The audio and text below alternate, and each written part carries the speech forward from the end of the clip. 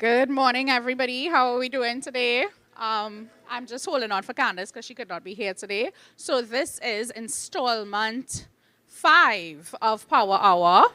And today we have with us, I know that you all are all familiar with these faces, JW and Rody. So they will be with us today sharing a bit of their journey, how it is that they have unleashed their creativity and honed their skills. So short introduction, over to you.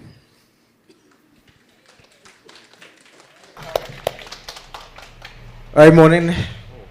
Morning again, Massy Stores family, and welcome to the special guest that we have today, Jason Williams and Rody. Thanks so much, guys, for being here today. Yeah, man, thanks so much for having us. Honor, it is.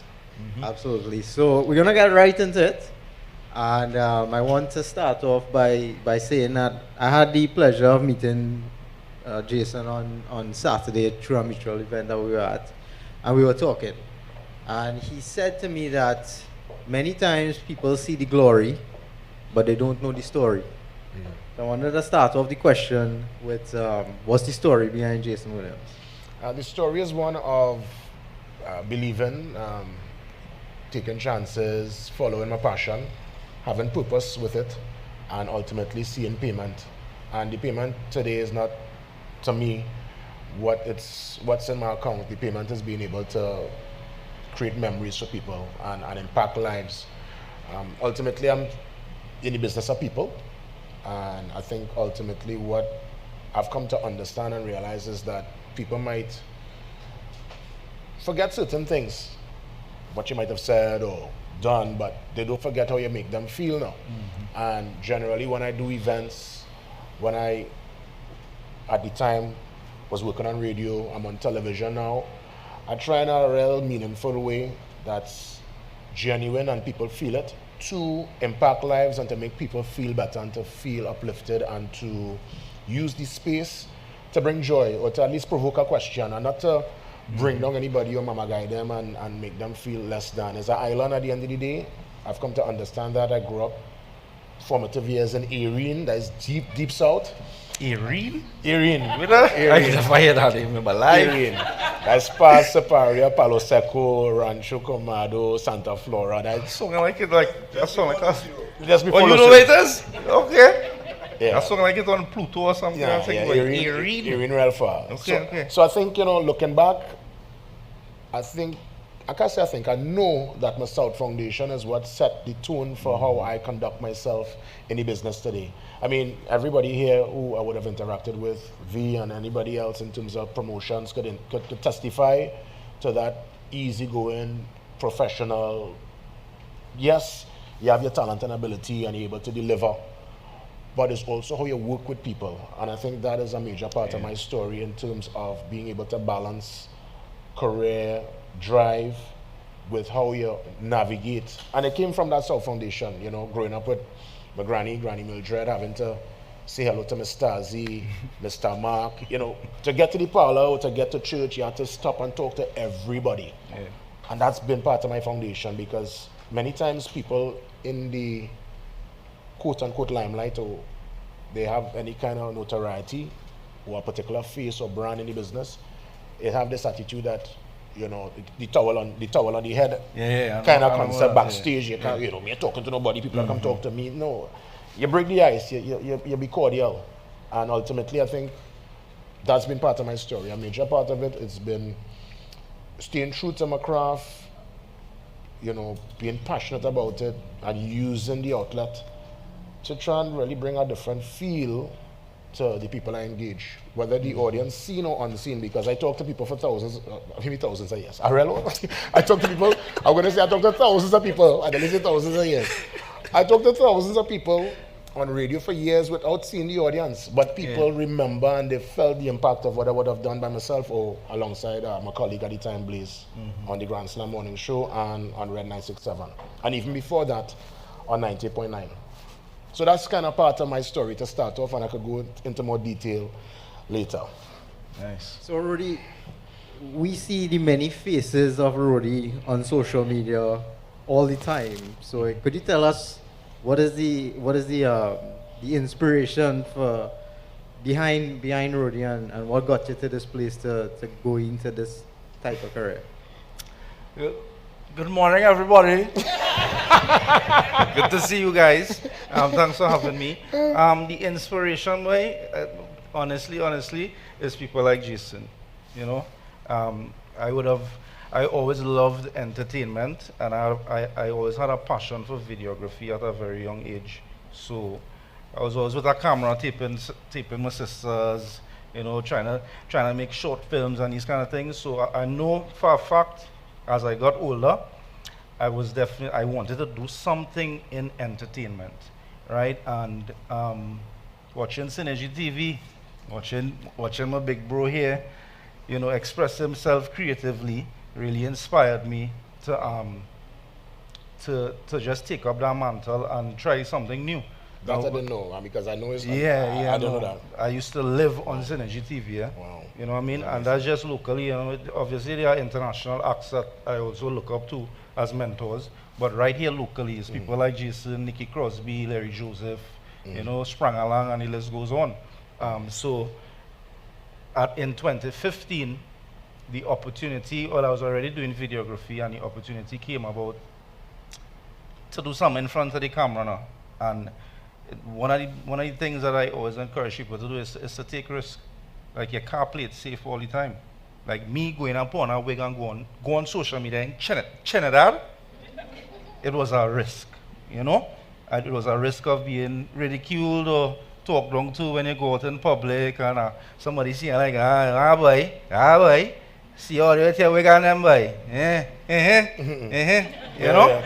So there's always that part of it now. But in those moments leading up to the creation of the characters and these sort of things, I always knew what my intentions were.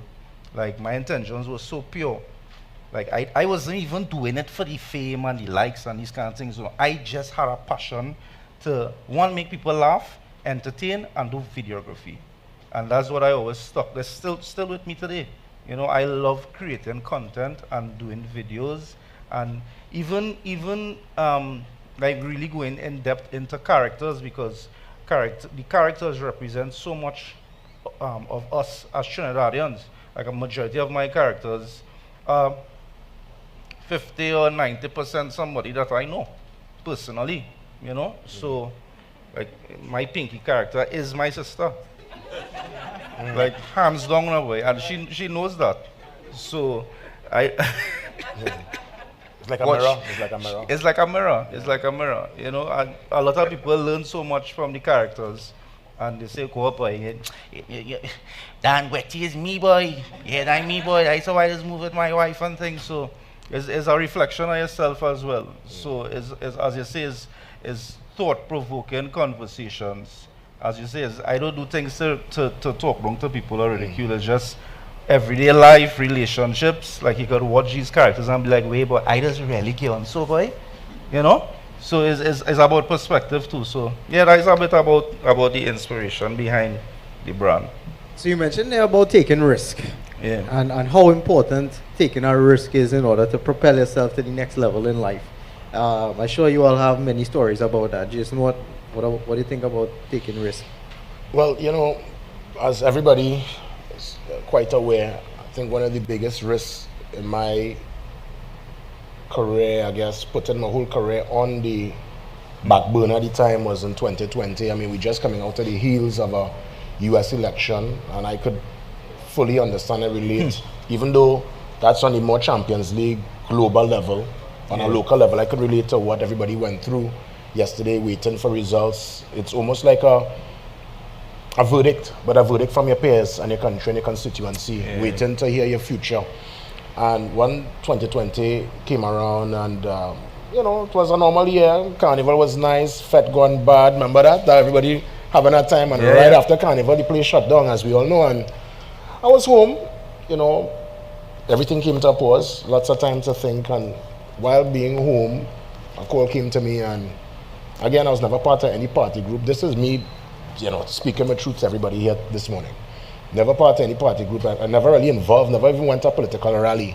But here it is, my name was called in a room that I never entered as a prospective candidate for Barataria Sanwana. And when the call came in, I had a conversation with my son, my mom, close friends, and I decided, they knew my passion. They knew that I've always, especially for those who would have listened to me over the years, even though part of my brand would have been the entertainment and the fun, as you know, Rodey, over the years with the skits and stuff, I was also very socially conscious.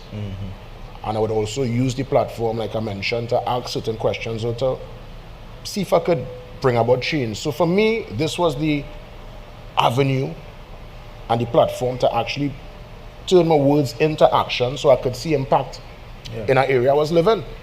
So I took the deep dive. I went in, head first into the choppy waters of Trinidad politics, not even in a local, in a general election. Now, mind you, gone screening, everything going through, I get the green light, and needless to say, like I say, my bumsy started wink. I started to say, wait now, what? I started to scratch my head like, what are you really doing? And it was a tough process, having to, not the interacting with the people, that was okay. That was what I do, but it's just the internals and what happens on the back end and where you expected to be and expected to do. And I stood firm in terms of my value system. Certain things I wasn't going to partake in, certain people I'm not going to meet. I wasn't going to negotiate with no Don and these kind of guys in the area. I wasn't going through those things. And I guess probably all those factors led to me not going over the line. But that to me was one of the biggest risks. But I go back to what I mentioned earlier about how you make people feel. Because I was authentic, I stayed true to myself. Because at no point people saw any change in my demeanor and my style. I was able to seamlessly come back to my career, which at a point in time, honestly, I thought was not possible. Because, you get this impression that if you're going to politics in Trinidad, you're stained, you are almost put into a corner, you're right off. I was probably one of the few media personalities to ever go into the space and was able to come back into media clean, and doing morning TV, talking about the same politics of the day in a very balanced and neutral way, because I've always said it was about country. And honestly, that, looking back at it, would have been the biggest risk. And at the point in time, and I'll say this before I'll let Rodey come in to give his risk story. At the point in time, honestly, I thought, as I said, I really thought I bounced my head. I said, you know what, boy? Especially after I didn't get over the line. I was home for months. And I was saying, boy, how I end up in this situation, boy, my whole character was clean. Like there was no blemish on my particular career for the 20 past.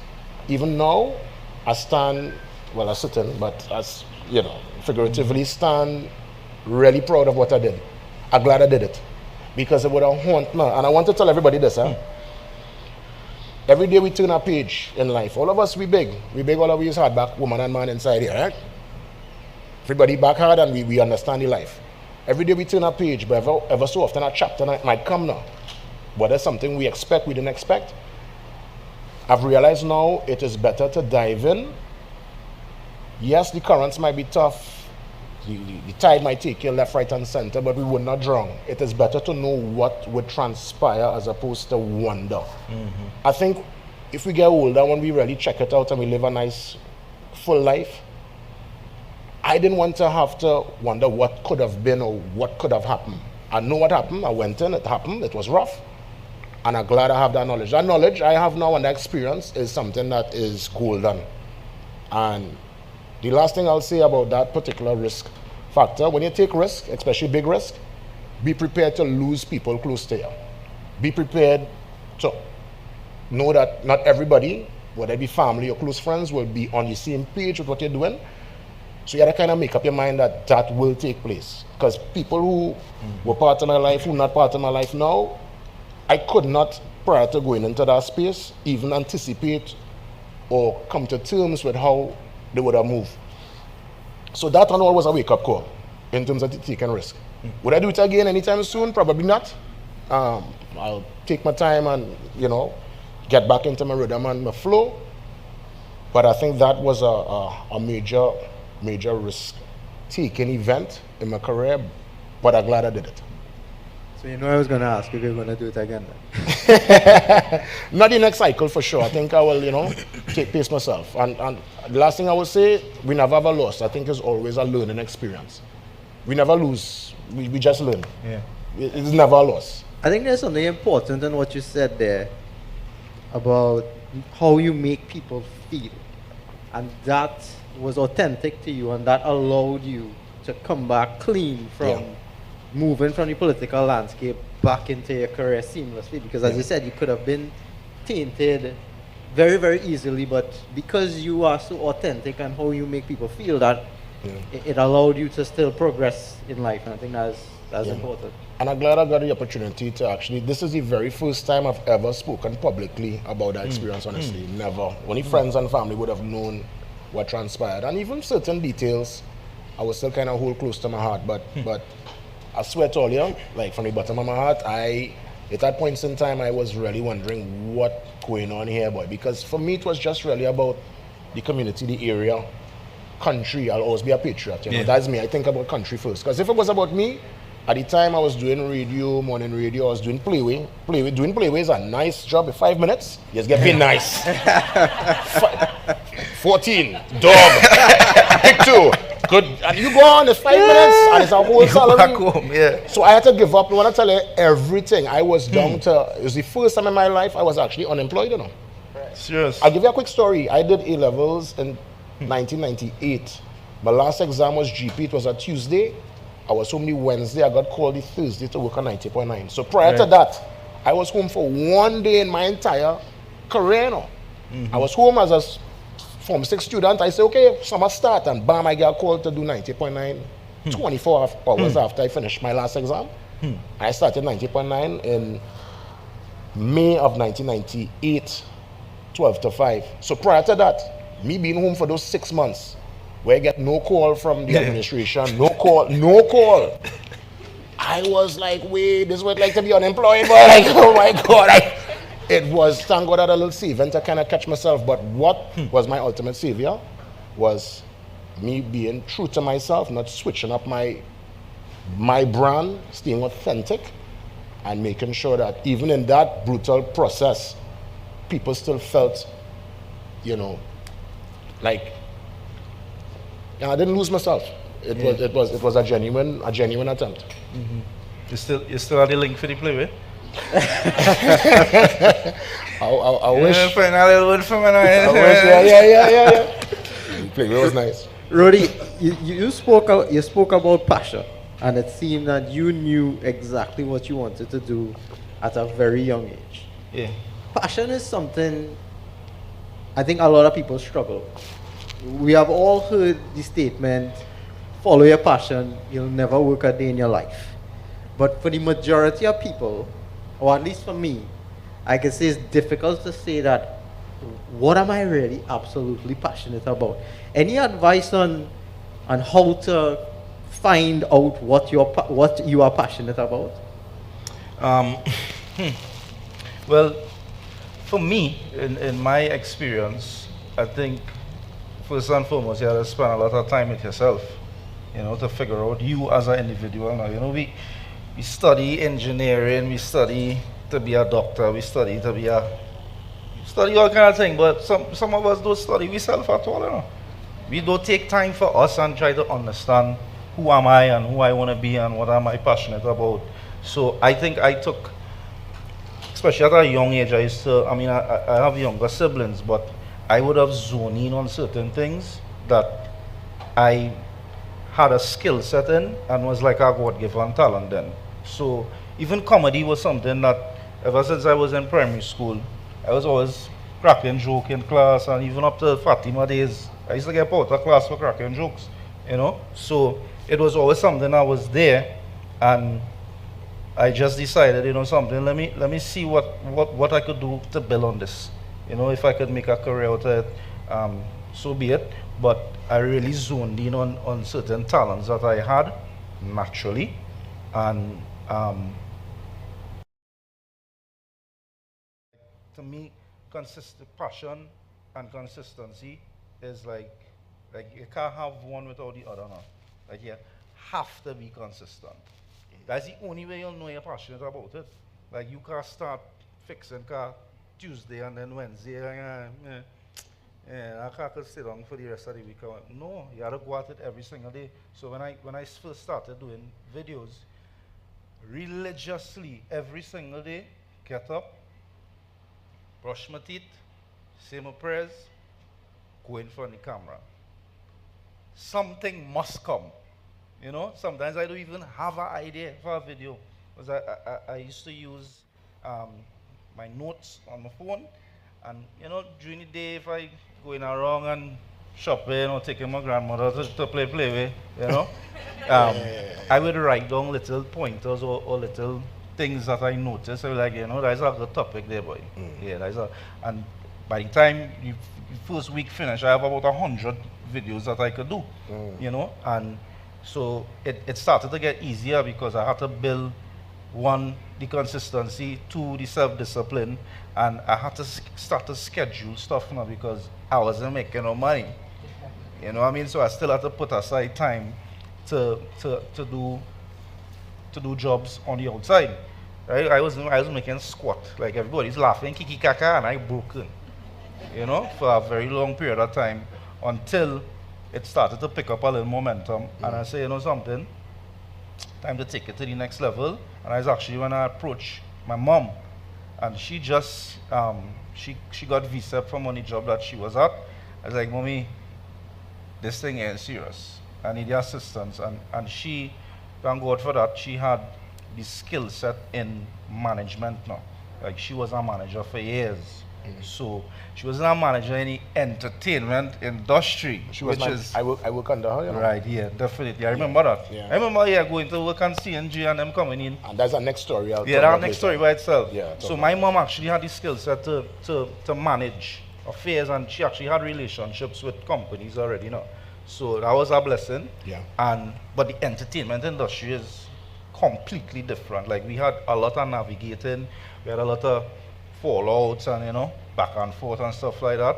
And yeah, that's what happened me here today is the consistency and knowing that even if today I continue doing videos and, you know, the money not there, like the passion is still there, like it will always be there now.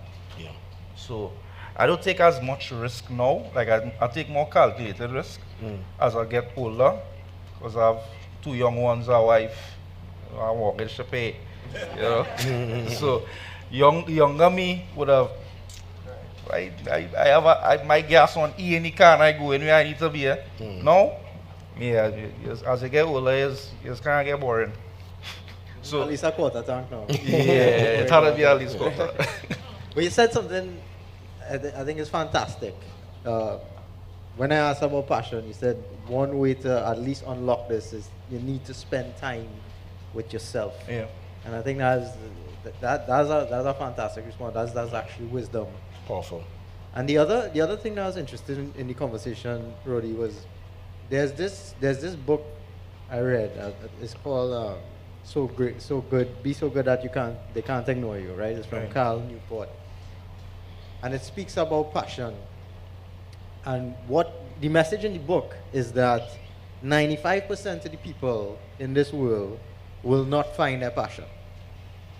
So it's a bit counterintuitive to the usual rhetoric of find your passion and you'll never work a day in your life, because 95% of the people out there are not going to find their passion. But what he says is exactly what you just said there, consistency. Because he says in the book that if you become so good at something, you will become passionate about it. And I hear in the same message in what you say, in the fact that you have to do it and you have to have the self-discipline and you have to be consistent in order for something to happen, even when you're broke. Yeah. And your car driving on E. So that was something important. Leading off of that, Jason, you said that after your levels, you were unemployed for 1 day, I believe, or you were home for 1 day, and you got this call to go work on the radio station. How does that happen? Like, how do you get into an industry like this? Is that just magic, luck? I mean, For me, it was a unique experience. So even before that call came, I knew it would have come. I didn't realize it would have come so fast. So I would have actually hosted Party Time, for those who remember Party Time, an upper level club back in Westmall, right? So the likes of Wendell Constantine, he said, Monorail, know the thing, wait. yeah, right. They were the hosts, and I, funny enough, was the final year they had that show was 1997. Myself, deceased Jason Daly, and a girl by the name of Ayana Lloyd were the host of Party Time. I got that job based on me just riding my bicycle, going across the 90.9, which was on Maraval Road at the time. This is me at the age of 15, 16. And just making a request, asking the security if I could talk to whoever's inside to just sit down and observe what's happening in the radio station. So the first time I went into a radio station, I was literally a schoolboy that will ride my bicycle from St. James to Maraval Road, sit down on a chair and observe the likes of Franco, O'Brien Haynes, Mark Anthony, Josh Jace, Tamara Williams, all these greats work. And you know, you're small, you're there, you know, and they will ask little questions, and based on that, they would have put my name forward to be a contestants coordinator in the Party Time 1996 series. And that was a nice name for a go for. It was go for that chord, go for go for that tape, and I was just a go for. And again, me understanding from a very young age, emotional intelligence, conversational intelligence, is something I had. I think that's a skill set I had since I was small. Probably, again, based on the Erin Foundation. So I said all that to say that I was around this space. So me being there, and there's a little youth man who just in the mix, when the opportunity came to do TV in 97, I was shortlisted and I did an audition and I got through. So I wanted to do radio. I did a radio course with IBC, Percy Parker, back in the day. And then here it is, I'm doing TV. Again, a chapter of the unknown. When I tell you I'm nervous, I don't have no more nerves in the business. There's no show I could recall within, I don't know, you could probably, yeah. I don't hear that. I don't hear that. Yes. You good there? Right, good. Right. So, I wanted to do radio. Did a radio course. Mommy paid for a radio course. I don't know where she got the resources to do it. And, you know, that speaks also to parents supporting the child's passion. Me wanting to be a radio announcer and do radio and entertainment in the 90s, most parents, I want to hear that. Yeah. Most, they will ask if there's a real job, right? And thankfully, my mom gave me that benefit of the doubt. She recognized I love to talk. I was always passionate about public speaking. I would do stuff in school, so she paid for me to do the course. Did the course, went to the radio station after doing the course, observed radio. I'm given a contract to do TV. TV was not part of the equation, you know. Yeah. I had no aspirations to do TV. And needless to say, when the camera went on and I walked out on that stage for Party Time the first time, I mean, a nervous wreck, belly boiling, I sweating.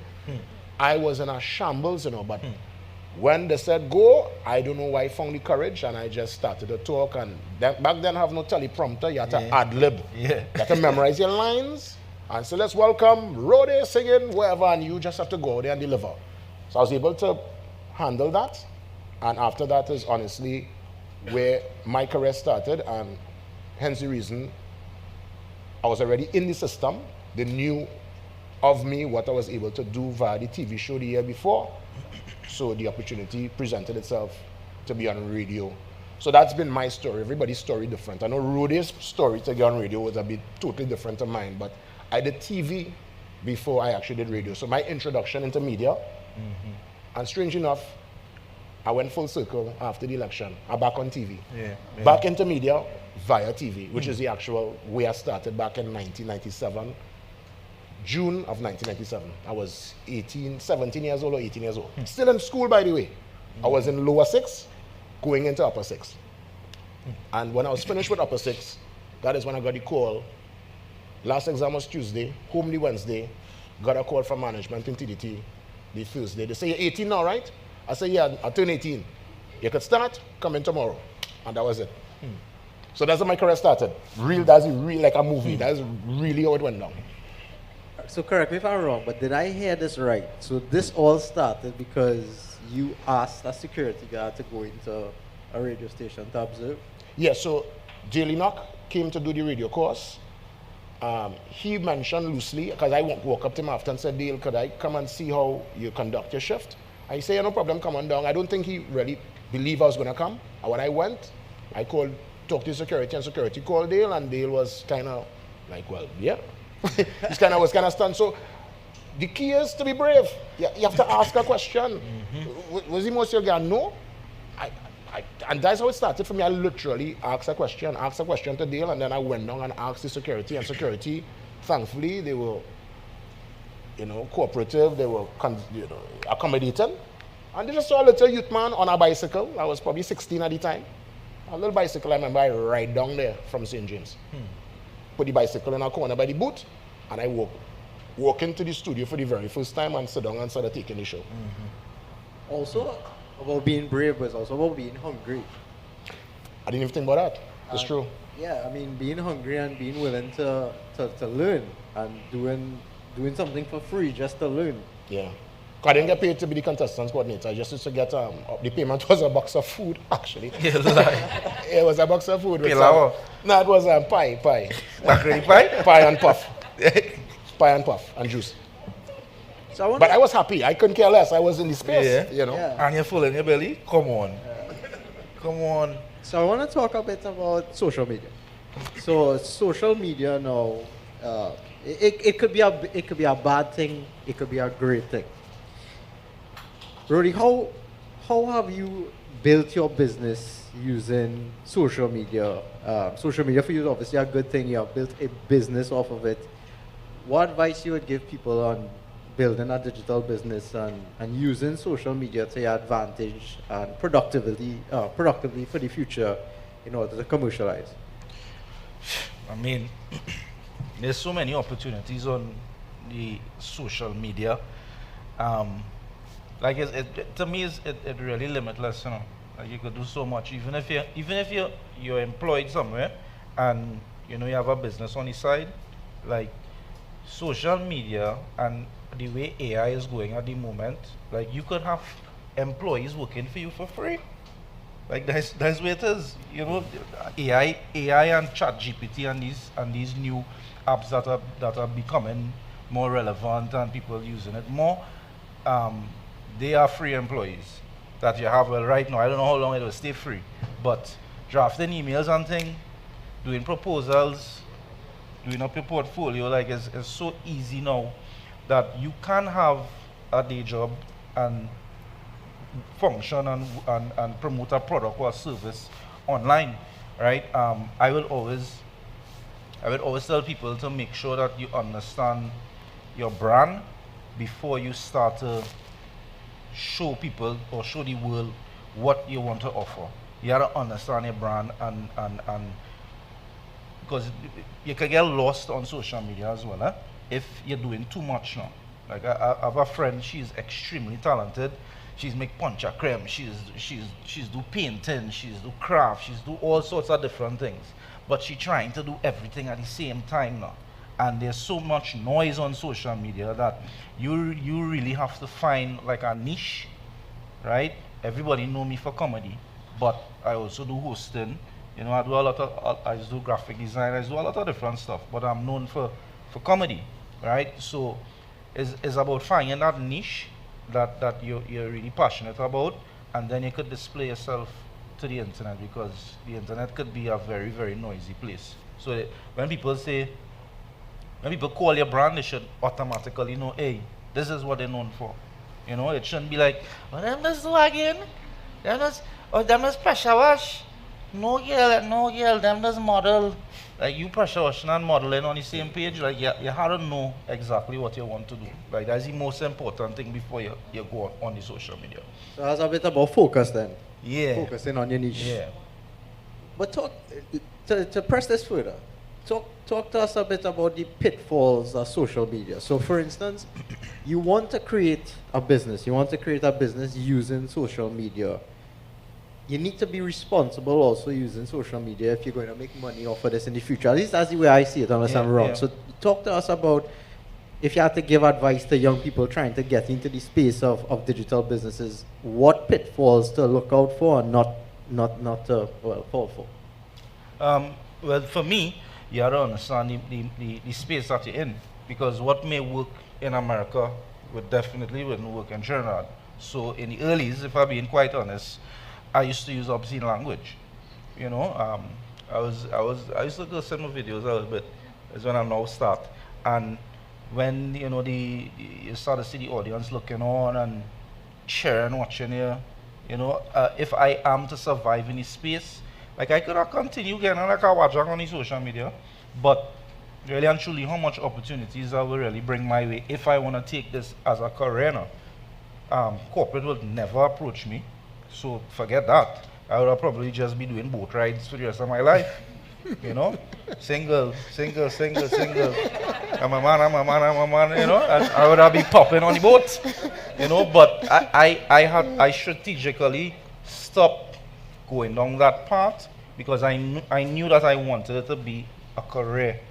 Like I wanted to be able to basically take care of my family while doing what I love to do. So that was one thing that I definitely cut out. I don't involve myself in politics at all. You know, like I've been approached many times, random phone calls. You have a house? No. I will build them days by my grandmother, so there's that as well, and religion as well. This is just for this space, like I just telling my story how I survived for so long. I don't get involved in politics, religion. I just focus on people, relationships, community. That's my thing, you know, and it's been working. I don't know if the market will change, I don't know, but that has been working for me for the past 10 years, and I'm really glad that I made that change, you know, and structure the brand in that way. Now I could go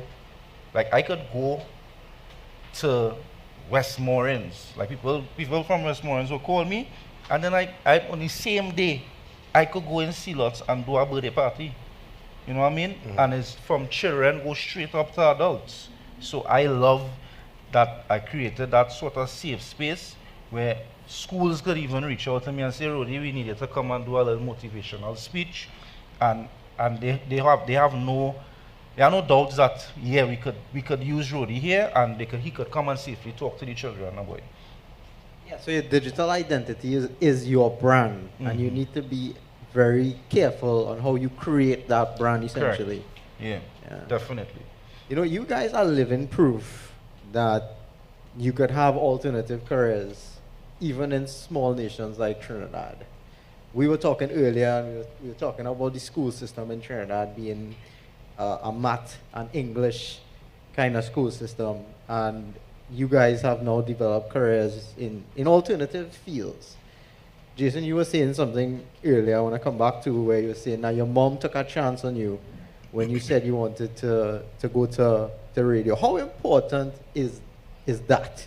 Having the backing of parents to do alternative careers, and even from a school system or educational platform, how could we encourage people in this country to look at all the avenues available to them for making new careers and non-traditional careers, basically? Yeah, I think, you know, important point, and it's a duality, because you need to also prove to your parent. I think when you suggest or bring up something that is unorthodox or out of the box, because most parents will have a particular vision or plan for the child, especially if the parent is a professional parent. You know, it's especially with fathers, sometimes they want the child to follow in their footsteps or to follow the family business, but sure enough, their own mind, and they'll have things that they're passionate about. I see passion as the thing you could do, as you said, consistently without even being paid. But it is beautiful when you're paid for it. And as I said before, payment, not necessarily what's in your bank account, which is always good, but the fulfillment then, you know, the ability to know that you're doing something that, whether it be the impact is in real time, whether it be the impact is after the fact, that people come and say, hey, what you did made a difference. So I think parents need to listen to the children. And when the parent now supports the child, whether it be financially, which most times it got to be for the child to pursue this particular dream, is for now the child to repay this parent's investment by showing that, listen, I'm going to be a success in this field. You know, you have to make it happen. have your dreams, have your goals, and especially in the entertainment space, because for my role and function as a master of ceremonies, a host, look how many functions you have, from weddings to birthdays to corporate functions. You need somebody to all-inclusive parties. That person who brings it together is the glue. It's a very important role and function, and I've been actually doing it since school days. I think it's important, and I'll make this point, for teachers to be passionate and to go the extra mile. If you see a potential in a child, encourage them. There was a teacher by the name of Miss Hadid who saw my potential. I was always talkative, I love to talk, right? And she recognized, okay, he putting up his hand to answer. I don't even know the answer to the question, but everybody in the class quiet, and I just, the place quiet. I don't know the answer, but I want to say something. Break the silence. That was me. Love to talk. And Miss Hadid recognized that and started put me to do announcements in school. In the assembly, I would be giving the announcements. I'll be on the PA system in school making announcements. When it was time to represent the school in a debate, I'll be the one to go. I know what I'm talking about, but are they? Right? I guarantee they say something. I'm not going to sit down and be quiet. And as Ms. Hadid, I must say, was the one that really saw the potential, and then I guess also spoke to my mom and was able to encourage her and say, well, listen, this is what the boy good at, and the rest is history. Because I'm telling you, if it wasn't for that kind of support, I wouldn't be sitting down here today. Yeah. Again, I would have been wondering, what if? And to me, that is one of the, everybody's story different, huh? And again, as you said, as we get older, sometimes calculated risk. And I think I'm coming to that place now. I won't be jumping into the unknown just so anymore. Yeah. I'll really test the waters first. But the what if, that is one that is haunt. And I think it's important as parents or guardians for those with children. Because my son now says he wants to do music, he's 18. Yeah.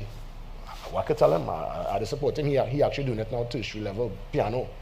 Right. I don't know how he's going to translate that into dollars and cents eventually, but he'll have to figure it out, and I'll help him figure it out too. That's his passion, he wants to do it, and I see him practice it, and he seems to enjoy it. So I'm glad at least he finds something that he's good at, and I want to return the same favor to him that my mom did with me when I wanted to do something that was unorthodox. Because I wanted to, I'll say this quicker, when I mentioned working with Rodeys' mom. So 90.9, 1998, started there, and as we all remember, if you all recall, it was NBN that turned to ICN, and eventually that closed down TTT. I don't know if you remember the early 2000s, that lock off 90.9, lock off TTT, right? For sure. Right. Right? He was there. Right?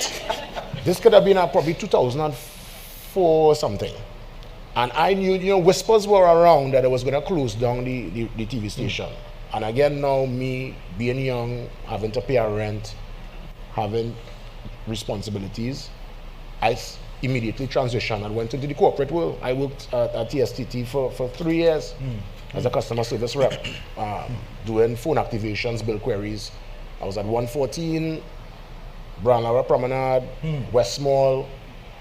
I was at a point in time doing 3 jobs because I got back into media about a year after. And when my career really took off, I decided to resign from TSTT. And I was actually permanent. I got blue background every time, Yeah, you was permanent. I get blue background. I get the blue background. I was permanent. And I remember my mom was adamant that, this is a permanent job. This is a good job. I said, Mom, so yet again I had to have another conversation where I had to say, listen, I can't manage it all. I was actually doing morning radio 6 to 9. You understand? 6 to 9 morning radio with Blaze. 11 a.m. to 7 p.m. TSTT. And then 8 to 9 Synergy TV, I did that for 3 years. Wow. 2.5 actually, 2 years. And it came to a point, I was young then, I had energy. I ready for it. I walk in. People say I was mixed with Jamaican. They say, so the Jamaicans don't just work so hard, right? And I was saving up and stuff, and I had a goal in mind. But long story short, it came to a point yet again, I had to make a decision. Do I continue in this space or do the deep dive and go back into my career? And I went back into my career. But, sometimes you have to do what you have to do. But I think ultimately, once you have a particular burning desire, whether it be a little side business, some kind of passion at burning inside, just at the start, you know. That's all you have to do, you know. Just start. Just start. Start, but as Rody said, consistency and self-discipline, and something that you saying there is hard work. Yeah. If you look at them, those hours, 6 to 9, Yeah. 11 to 7, Mhm. and then 7 to 9. Yeah, no My girl. lunch. Let me tell you, I used to eat, and I still, unfortunately, one of the bad traits, I still eat. People, if they know, if you ever see me eat, you'll realize I eat real fast. I'll eat a big plate of food in 5 minutes. I swallow the food because I used to take my lunch hour to literally rest. I would eat real quick in 5 minutes, and the next 55 minutes, I in the back sleeping because it was real tough.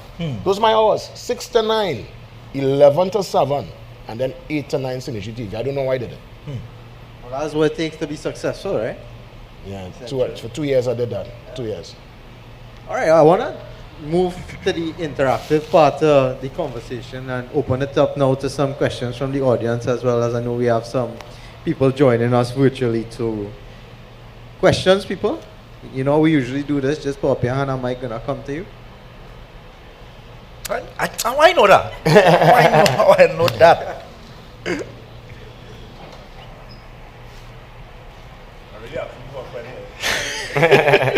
Asking for a friend.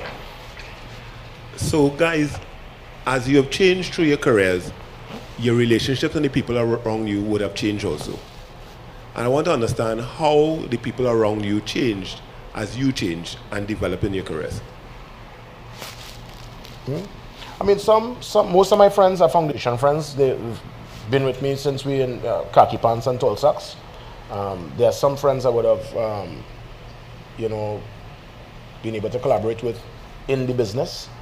But generally, most of my relationships kind of remain foundation relationships. They're the ones that actually tell me as it is and keep me grounded. I never lose that foundation with childhood friends and people from school days and even before that. So that's been my experience. Yeah, I think it's basically the same with my journey. My circle is extremely small. You know, mom, wife, kids. I have like 2 close friends, but I like my house. I like to be home, you know, so, and I love to spend time with my family as well. So I spend a lot of time at home. But yeah, the people that I would have started with, like, I mean, I do music and stuff as when I dabble in the music. So I have some real good partners who, even before the Rodey brand, would have been right by my side, and today we still talk and have conversations. So it's really grassroots that remain, you know. And I guess if they don't remain is because they were just for that part of the journey or that chapter. Yeah. I try to kind of keep some of my friends involved too. Like if I do any events, I kind of get them back into events. Yeah. So most of them actually help me out. Those are the ones I trust by the door. You know, literally, most of my real diehards is like foundation people from long before I was JW. It was just Scooby my nickname was Scooby back in the day. Yeah, they call me Scooby. Right, but I didn't want to go with that name in the business because it already had a DJ Scooby.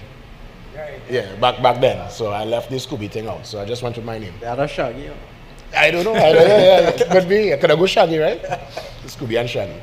Yeah, but that's been my experience. Following up on that question though, something interesting for me is, do you all receive a lot of jealousy for your success? Jealousy, real talk. From contemporaries or people who want to have the success that you guys have had. Just wondering. Even if this business so weird that even if somebody have that in their heart, they won't really show their Yeah, face. you would know. You mean you just recognize it after the fact? But most folks in the game, I guess the industry is so kind of small within Trinidad, and the fact is you can bounce up anybody in a Massy Stores, you can bounce up somebody in a hardware. People just kind of play the game. Small. So that's why I guess most people within the game, you know, they keep it kind of cordial, but very few people will say, you know, I mean, me and Rudy real good, but to say we go online and like, brethren, but we're good. But in the sense, like, there's a whole, I guess, acquaintances different to friends, and a real friend, I think, are really jealous here. And if an acquaintance jealous here, then, well, I mean, I guess that's part and parcel of the game, you know, and the success sometimes. Yep. I think, and it's our culture too. Like the way we might bring it across, you probably will never know. Because it's like Picong, boy, you reach where you're going, boy. Yeah, like you the don't mama answer guy. your phone no more, boy. Yeah. Busy. Yeah. You're better than me, yeah. You know that kind of yeah. vibes, but I don't think I ever received any sort of hate. But Roddy, or I mean, jealousy. putting yourself on social media like that, you expose yourself to commentary from a wider public. You ever faced it like in that realm from the public or anything like that? Yeah, it's happened. It don't happen. It doesn't happen like on a large scale. I've had people that I would probably walking through Port of Spain might stop and ask me some weird questions. But I can't tell that one, man. Is there any platform for that, no? Yeah. Well, there's some real weird questions in the earlies. Also, like, I really try to filter my social media. Like, one of our policies on our community on Facebook, because Facebook allows for it, is any hate comments or anything that is not constructive or even obscenity. We have on that little tag that will just block the comments now, because we know kids are also well engaged with the content as well. So one thing I really do a lot is go through my comments, right? So once I do a video, I would always scroll through, make sure that it clean, it nice. TikTok especially, but to say I've received real hate, I mean, I had 2-3 fathers already watch my cut eye in an event, because I'd come just like Flicky now. Telling the children, confidence is everything, everybody say confidence is everything. And the father so. Here with these big eyebrows in front of my child, boy. Yeah. So I get them things a couple of times, but yeah. I guess if you stay pure, authentic, Of and course. your brand is clean, you can deal with it, right? Yeah, definitely. I think we have a question from Andrew. Hello? You all reached into my question there. I was going to ask, Rudy, how you deal with the negative, not necessarily hate, but like any negative comments on the social media. How much you take constructive criticism from it, and then how much to ignore? What's the balance in that? Well, it's real ignore. Real ignore. Like, I don't think. As engaged, but what I do, I disarm them with love. Yeah, if you're engaging, that's the best way So to what I engage. do is I say thanks. I will always say thanks so much for the feedback. That might not be the case, whatever. But anyway, all the best and love always. And conversation has come to an end. And one time, kaputs.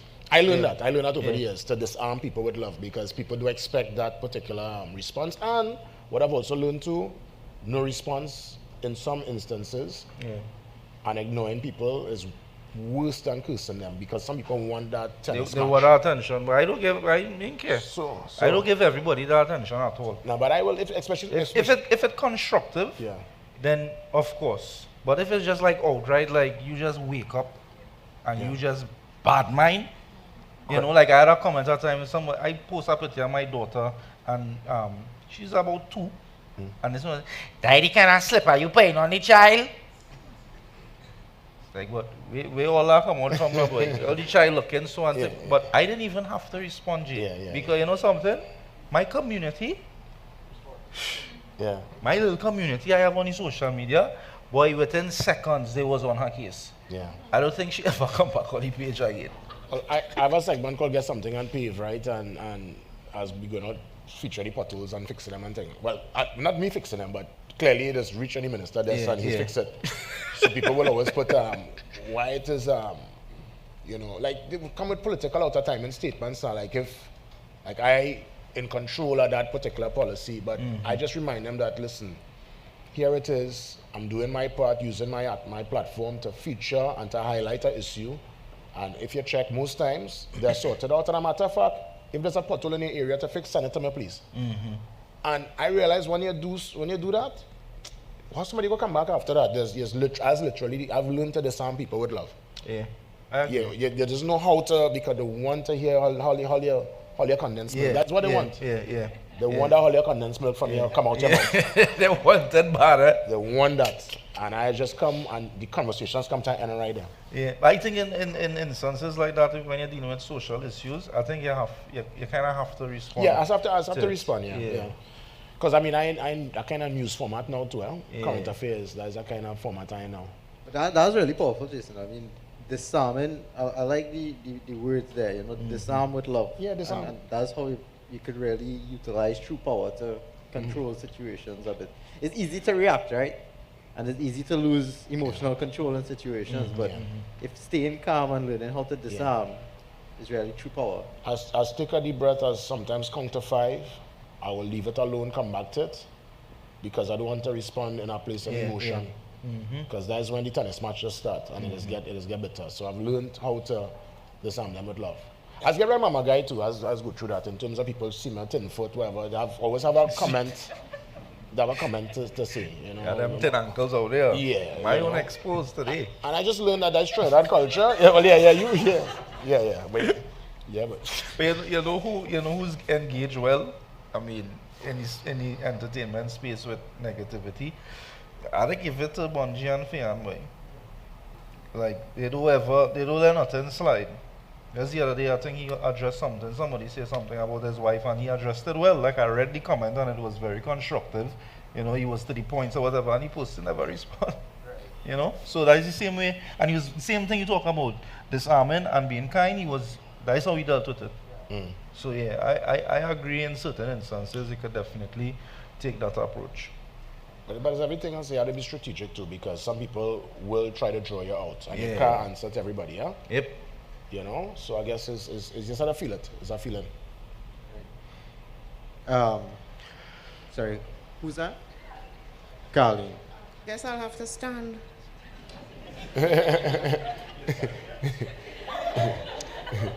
Somebody say standing here. Is he comedy club love, right? Love. Give him back love. Just have him with love. We share love every day.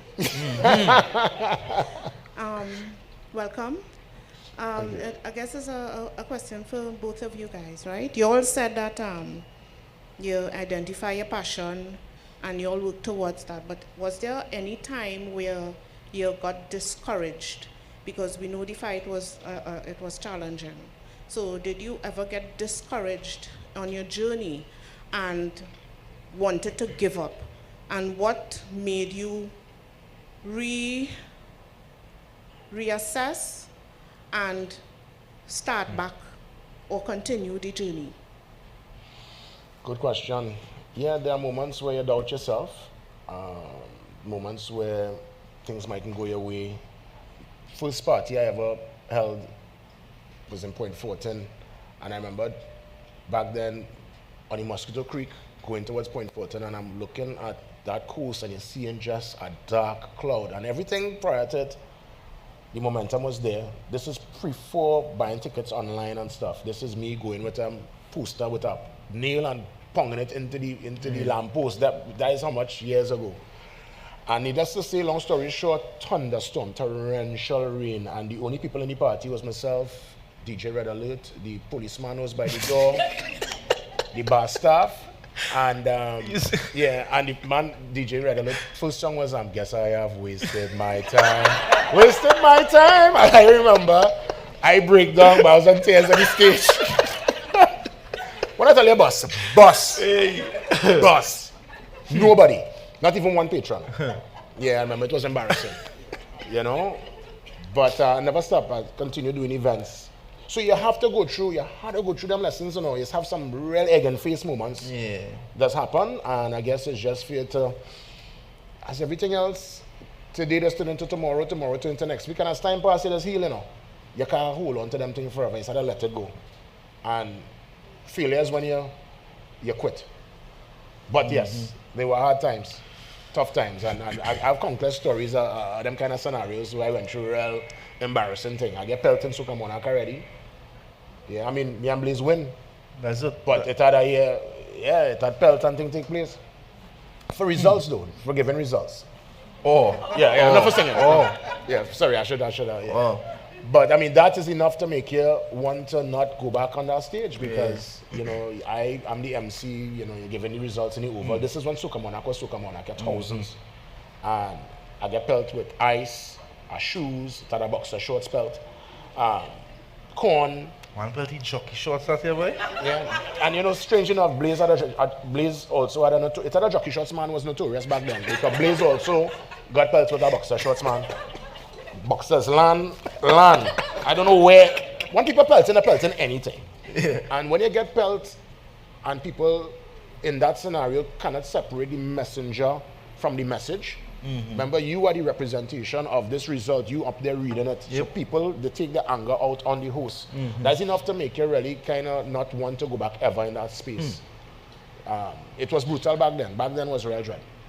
But never stop and never give up. And eventually went back and was able to. I think that was the year transition to my mind that I say, you know what, it's time to probably perform and not try to MC the show anymore.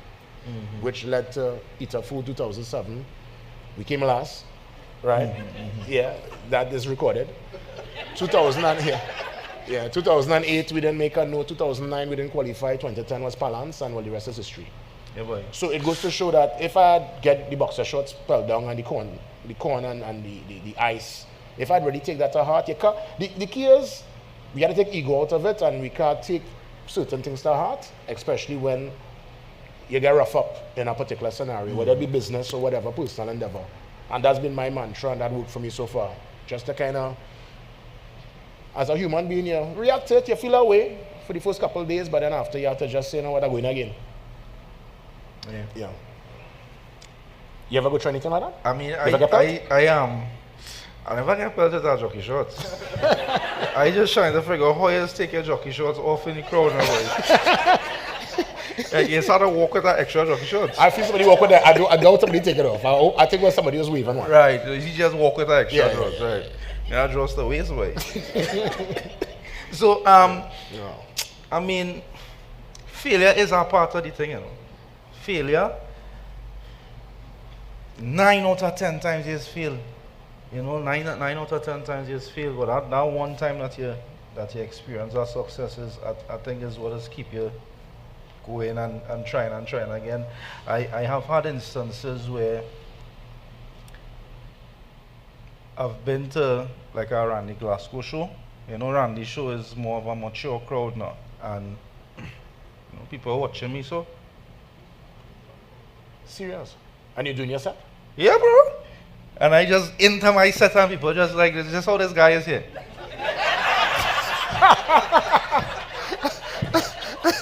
You know that my greatest fear? In a comedy show, and this guy is in front and he just moving his leg like this for you. Right, okay. You know, that's my greatest fear. Serious? I swear. That's something I fear real bad. I had moments like that, but I mean, it wasn't for the entire set though. Yeah. So like when I now start, you know, you belly bubble and you want to remember what you're doing, whatever, and it had moments where I just started zoning in. But you're on the stage and you're giving your all, and these Trinidadians are so. We see again? Yeah. Man? You know? So those are moments where your passion will really show. Yeah. Back to the drawing board. Where we went wrong, you know, structure it a little better and you come again. Trinidad audiences is one of the toughest. Trust me, as a creative, Trinidad is Trinidad and Antigua, in my experience. I never do Antigua. Europe and these places, put your hand up, everybody. Yeah. Oh my gosh. They give you respect from the time you're on the stage. They recognize that because you're up there, you have somebody of value, but in Trinidad, people get to prove. Let me tell you a quick experience, right, with that same Soca Monarch. 2010 Palance, I mean, it was, look, last night I watching, they play Palance in the, that's on CNC3 page, they play Palance in Kamala Harris.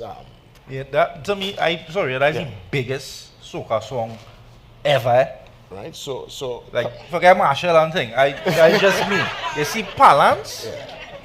What song you know bigger than Palance? Huh? And you know, again, staying true to myself and always remaining calm within the storm. The year with Palance, I experienced what nobody could ever understand what it is to have a popular song, the song of the carnival. I experienced people pulling my pants leg, people screaming when they see me, and for me, it was like, what kind of, like, I was just like, I'm not taking no train up for this because come Ash Wednesday, this is Trinidad will remind you that it was just the euphoria of the moment. So I never took it to heart. So Balance was an incredible year. It was a phenomenal song. People was moving left to right. The place was a shambles. Myself and Blaze in 2011, because we won in 2010, had to defend the title in the Queen's Park, no, in the stadium filled to the rafters because Marshall came back. For the first time after 1997. Marshall's last appearance on Soca Monarch was 97, which I was a patron in the crowd watching him with my youth group. So Marshall in the Soca Monarch, the stadium is filled to capacity. The MC, and again it speaks to lack of skill, or I don't know if he did it intentional, but hear how the MC will introduce me and Blaze, who chose position number 1 in power that year. We knew we didn't have a chance. Of course, Marshall, their Bungie, their Fian, the full works. The MCs to go on stage, stadium ram. All right, guys, so the groovy done.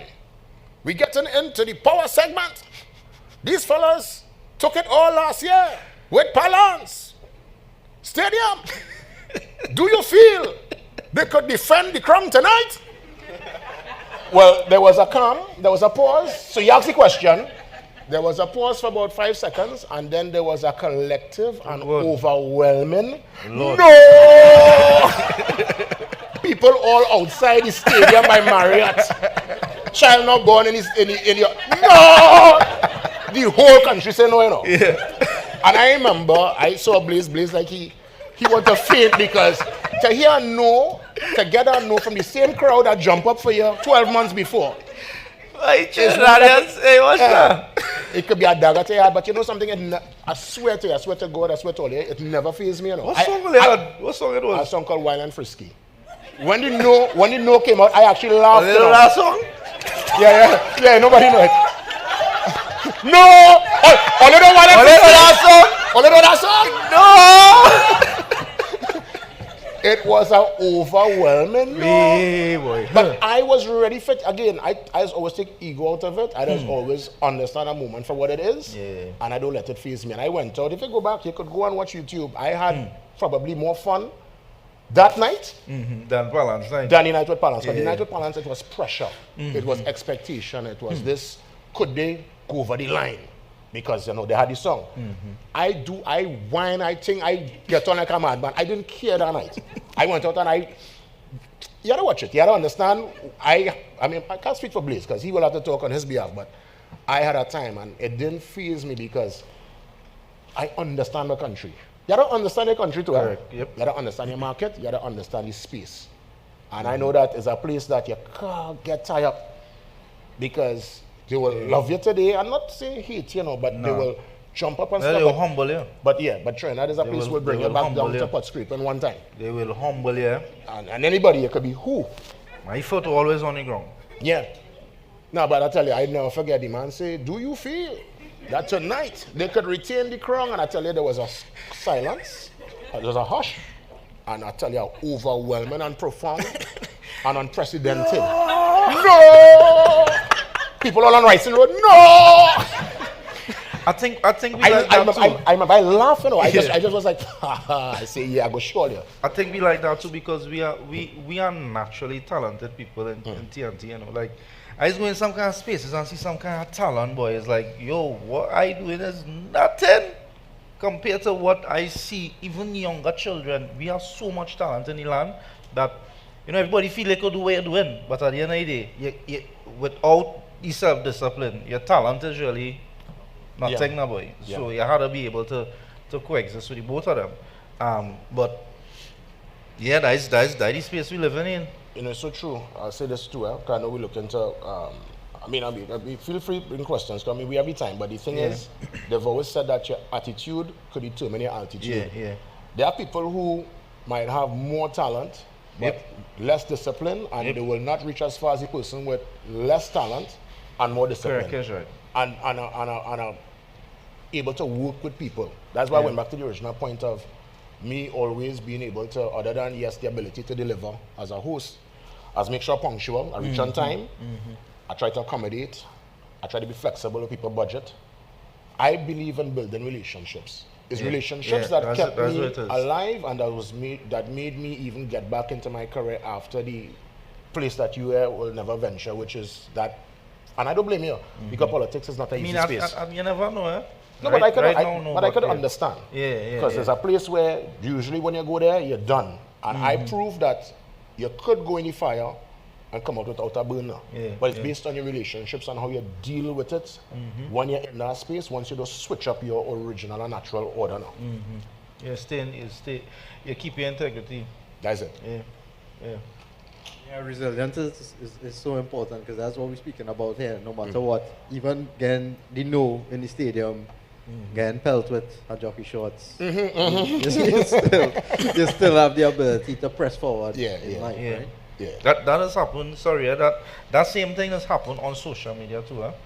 Like that same, Like how? like how you had balance, and then the next year they're like, nah, you're nothing. Social medias do that to you on a daily basis. So, for example, if I do a video and the whole country, oh God, why that video? Monday I do that. Wednesday, like you stop doing content, boy. You ain't doing nothing. Serious. Yeah, you just get that all the time. And it's not that you're not doing the videos, it's just that the video that you put out probably didn't hit as hard as the one that you did Monday. So a lot of times you put in that work and people would see and be like, Mama, you ain't doing nothing no more. But I just bought one yesterday, what are you talking about, right? So there is a bit of that on the social media as well, where you can't get caught up in the hype. I don't get caught up in no hype, I just do my content. If it go, it go. If two people see it and they comment, then at least, I get to bring a smile to two people's faces for the day. Powerful. Yeah, consistency, as you said. Yep. Here we are, Kadeen. Guys. Right, so I remember when both of you all were at TSTT, right? I just want to go back a little bit. Rodel, we would have worked together. Yeah. As creatives, push come to shove, could you ever go back to corporate life? I could. Yeah, push come to shove. Because you spoke about caution earlier. Yeah. No caution. Because I have to survive. I'll have to go. You see, I could go back to just settle myself to go again. I'm humble enough to, I have to do whatever I have to do legally to catch back my length. Because I'm not cutting no corners. That's why I go back to that whole political experience. I didn't meet with nobody that was shaky in the area, so nobody could have feel they have me in their back pocket. And I guess that's the sad thing in this country right now. To get over the line is how to do them thing. And I'm not going through that. And it's the reason I probably go over the line. But I could stand or sit or go anywhere without no security, and I could feel at peace. So yeah, I will do whatever it takes if it don't work out, Yeah. You? Hi. I mean, it had to be a creative space.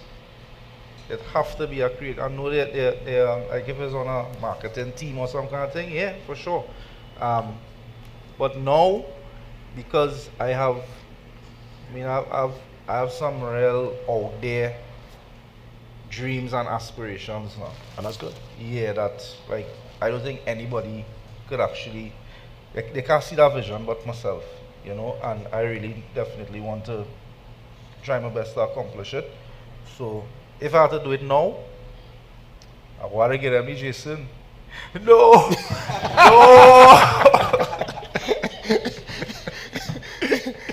Are you willing to share just a tad a bit of those dreams you have? I would love to create a space, home here, because a lot of times when you hear success stories, is that you went outside to do it now. I would love to create a space right here at home where creatives like myself, especially the new age creatives who are on social media, a lot of them on social media are very talented, but they don't have the structure now, where they could actually come and we could have our little community that we just putting out content like Netflix, like Netflix and these other bigger platforms. Like there's so many platforms that we tune into here, like for example Netflix, and there's not enough Caribbean content on those platforms now. Like they're making spaces for all different cultures, but I guess it's because of the streams that we would have here, it's not really beneficial to them. So it's to create a space where we could enjoy Caribbean content all day, every day, and the only way we could actually make something like that happen is to start to build the community and for people not to just think that, you know, you could only be successful if you're working by yourself. Because we have a tendency of doing that. Everybody just doing their own little thing, and you know, nobody even studying to team up to do anything, nobody. So it's definitely that is something that I want to achieve. And I'm glad he said that because, you know, it starts at home. For some reason, we still have the mindset that you're only good when outside say you're good. Yeah, boy. Yeah. Only when, you know, you go out there and you're on a international. And don't get me wrong, that's good to represent. It is good. To see somebody from home on a big stage, but when outside say you're good, that is when all of a sudden Trinidad they say, yeah, but you're really good, you know. Yeah. Yeah. When I went to LA, I experienced that. I went to LA for 4 weeks to shoot the episode, and the whole tone when people approached me was different, no boy. Yeah. Like I put together my own sketch comedy right here in Trinidad called the Rodeys Show, and the first season ran, but it was not the same response as me just going as a talent in LA now. Like I had local writers, local actors, local producers that worked on that show locally here, which was everything about it was Trinidad. It was Trinidadian base and Tobago base and Caribbean base. But when I went in LA to shoot something outside, boy, You're rich. boy, look the Dan, boy, look the Dan. You know? So yeah, that exists in this space too. Well, you heard it here first then. Caribbean culture community Yeah. coming here soon, right? Definitely, All definitely, right. definitely. Yeah. We have another question. Yeah.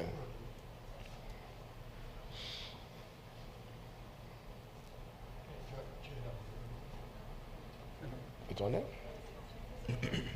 Check the volume on. Yeah, I think it's on there now. Check and see. Yeah.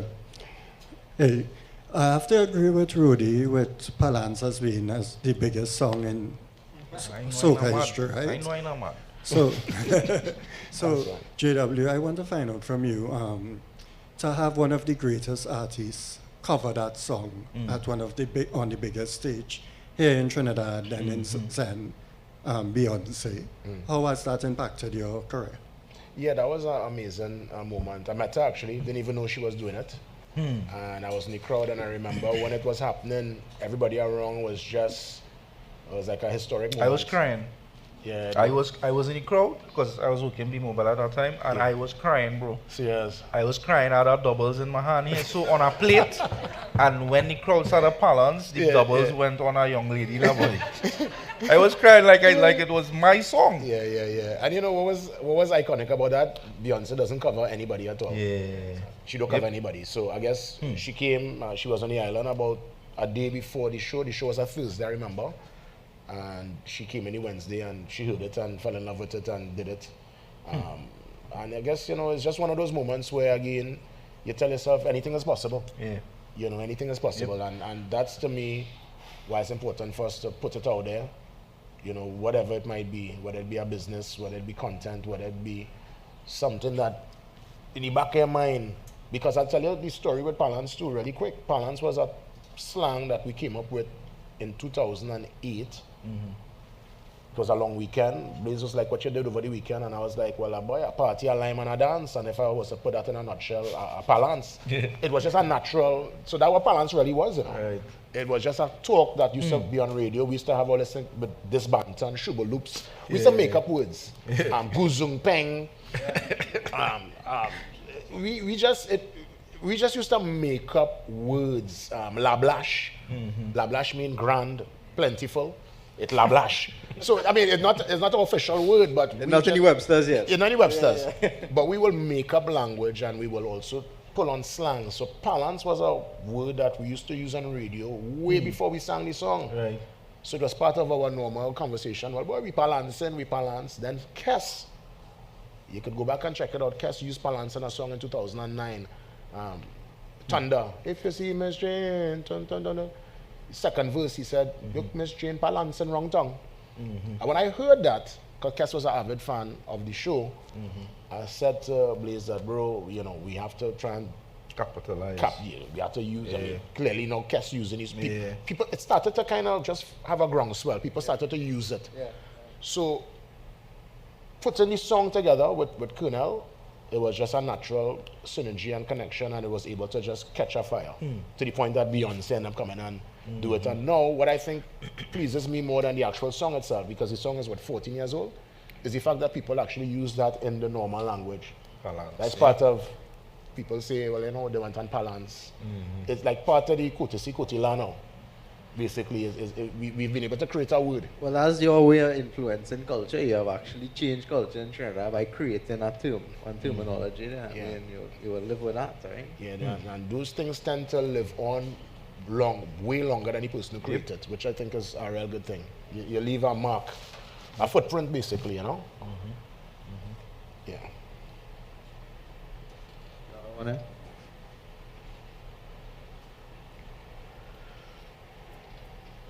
Try to find out from both of you all as entrepreneurs, right?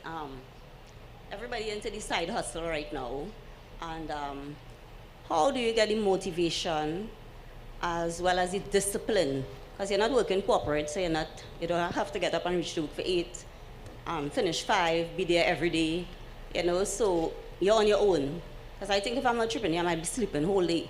So how do you find that motivation to get up and really be focused and giving your hours, basically, to be successful? Well, for me, I mean, I still have to reach, and for me, it even harder now because I do morning TV. So I have to get up every day at 4 o'clock. I watched US election last night up to like 2 o'clock, and I said, oh God, I really had to go in. And I put like 3 alarms on, I swear. 2 Alexa and my phone next to me, because my greatest fear is to get up late and miss the morning brew, because remember, it's the show based on me. It have no co-host. And I'll come like a setup management, I set up the guests, it will be embarrassing. So thank God so far I've never missed. So part of me is still actually very corporate in terms of doing morning TV. But outside of that, it's a discipline, and it's being able to be professional. Because again, me doing only different gigs, hosting, I did a awards function on Saturday. They wanted a rehearsal on Friday. I don't normally do rehearsal, but that's what the client wanted. I made myself available Friday to go and do the rehearsal. And then I went down the hour in advance they required me to be at the venue, and I was there. And so far, that's how I operate with all my different, event planners and people I work for. Hence the reason I always continue working in the corporate space without advertising or putting anything out there. My name will come up, thankfully, because people's experience with you, and ultimately a brand, from what I recognize, is what people say when you're not in the room. So once people in our committee planning out an event and your name come up, if 5 people on the committee, if 3 could say, yeah, boy, we work with a man, or to me, that's the best recommendation, when people actually batten for you, because they are the ones that really will be passionate, sometimes even more than yourself. So for me, it's still, even though in the creative space, it's still very much a corporate mindset, to be quite honest. I agree 100%. I always say, because I do radio in the morning, so I probably wake up like half an hour after you, and commute to work 6 to 9. After, may have some meetings, and I might be going until probably like 11, 12 in the night almost every day. So it's that self-motivation. You have to ask yourself, you have a job, you're getting up for somebody else though.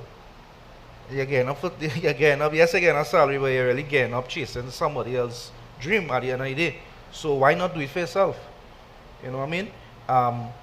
I think it's kind of embedded in me to rise early on a morning now, because I've been doing so much. So we go straight back to consistency. If it is you wanna be up at 4 every single day, then just do it. Just be up at 4, even if it's just to sit on the bed and you say some prayers or you talk to yourself or whatever it is. Just get up at that time, and after a while it will just become something that you'll naturally do. Unless you drink the night before and You have a little hangover and you say I'll take a little extra hour, you know? Yeah, it's been real disciplined because, like, I mean, last night was special because I really was eager to see the result. But prior to last night, I was in my bed. Real old man thing is like after news, by all 8:30, it's 9 o'clock in my bed. You know, I swear I don't lie in a week. I don't be out in a week. I can't. My hardest time is be carnival. Yeah. But you have to do events and have to go that early morning, TV especially. I know But your mind at the wake up it's radio is like- different. You could sometimes you could vibe his music. You could go in a slippers. You could a track drag a pants. slipper and come to, okay? You are and your My suit, mind had to be up. your mark had to be on point. You had to mark the eyebrow. Yeah, well, I come back here. I come back up there. I don't mark here. I mark here. Yeah, you know. Come in, my talking to industry leaders, politicians, CEOs. I'd actually I had to do my research the night before, so it's a whole new kind of ball game for me. But you know something, I really enjoying it though. Yeah. I loving it. It's a real challenge. I always feel to be on the other side of this. You know, it's very rare and it's interesting because normally I ask any questions every day. It's actually nice, you know, a chance to share my story and also talk about the things I've kind of held close to my heart. I think it's important.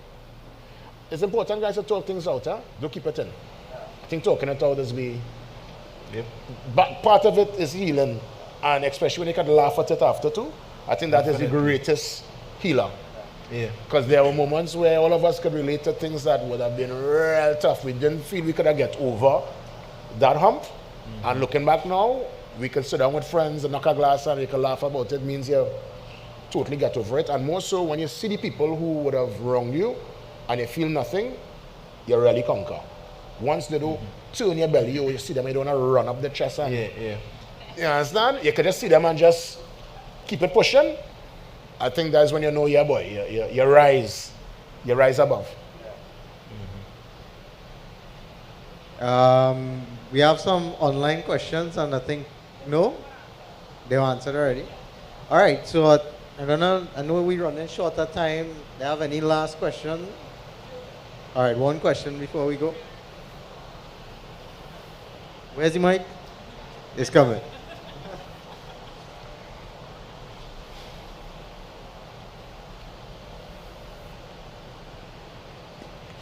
Hi, okay, real quick. So I have a question for each of you. So Rody, who's your favorite character to play? And Jason, you would have interviewed some really, really interesting people in your career. Who can you tell us is your most memorable and who has left you with the biggest impact? Wow, good question. There's so many people over the years. I think Rihanna, when she now started, was an important and powerful conversation because I had no idea she would have been this global megastar and billionaire. I literally did one of her first ever interviews. She was 16 years of age. It was at Hilton in Barbados. It was just myself, Rihanna alone in the room with a camera set up. Didn't even have a cameraman. We just set it up, framed the shot. And she was young, shy, nervous, and I had to actually just make her feel relaxed. And we eventually had a great conversation. And she came to Trinidad, funny enough, about 3 weeks after for a B-Mobile concert that was done in Chagaramas. And she remembered my name. Daddy part that shocked me. Now, I know she wouldn't remember me now. So much happened since then. But I remember when she came and I did a next interview with her, she's like, Jason, how you going? And people were like, real shocked because they want to know how I know Rihanna. So that was a real impactful conversation, I remember. And I think outside of that, I'll have to say deceased Patrick Manning. I got the only interview he did back in 2010 because he never used to grant interviews. And I remember I was extremely nervous. It was the first time I was speaking truth to power. And he had a presence. I don't think, I met him and I met Mr. Pandey. They were the only two prime ministers I could recall that had a presence. When they walk in a room, you felt something. There was an energy. And not a bad energy, it was an energy of legacy and poise and just experience now. And actually, yeah, I interviewed Mr. Pandey too, both men actually. I remember I was very nervous and they both meet. Normally the host just make the subject feel comfortable. they were the subject and they actually made the host, which was myself, feel comfortable, and it was really two impactful conversations that I will never forget. And Mr. Pandey, if you look at my Instagram now, the last interview I did with him was via Zoom. He would have said that there's few people, he said, quote, few people I ever wake up early for. And he said, you are one. And I remember, because we always had a great rapport after that first interview. So those are the conversations and the interviews that stand out, because I remember I was on the side where my belly was boiling. And when the Rana one, I was just happy to be one of the first people to interview her, and I also could not have seen or imagined the success she would have become. So those three stand out the most. Favorite character? I want to know. I waited to hear this. When your place, girl, just go in your place, please. Just go. Because you have so many. Gosh, my sick, man. Boy, not the most popular, honestly, not the most popular, you know. The yeah, one that yeah, you like the yeah. most. Quite have what people like. I just get that question a lot, and I think Wetty had to be like the number one, because Wetty is the one that actually started that whole range and all those different characters now. So if I had to answer your question, it would definitely be Wetty. Wetty. Because he was the first character that I ever did. Yeah. How many characters do you have already? Too much, boy. Too much. It's my amazing. Too much. When I was doing the Rodeys show, I had about 20 something. But on a regular, it's about 10 to 15. Wow. Yeah. That's... I try not to make any more though, like. Yeah. I'll just work with the ones that I have now. Yeah. Yeah. All right, well, folks, I want to just thank Jason and Rody for doing this show. Thank you guys so much for coming. And you could tell from the staff here, it was definitely a engaging and interesting show. So thanks again for coming here. Thanks so much for having us. That is a wrap. Yeah.